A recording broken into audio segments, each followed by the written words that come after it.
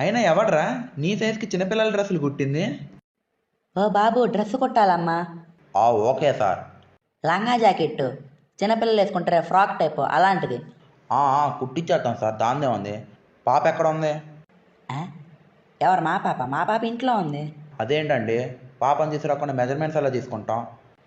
మా పాప మెజర్మెంట్స్ ఎందుకు? ఇదేంటి, మీరే కదా పాపకు డ్రెస్ కుట్టాలన్నారు?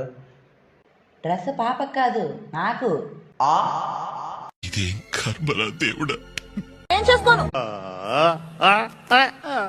అయినా ఎవడ్రా నీ సైజుకి చిన్నపిల్లల డ్రెస్సులు కుట్టింది?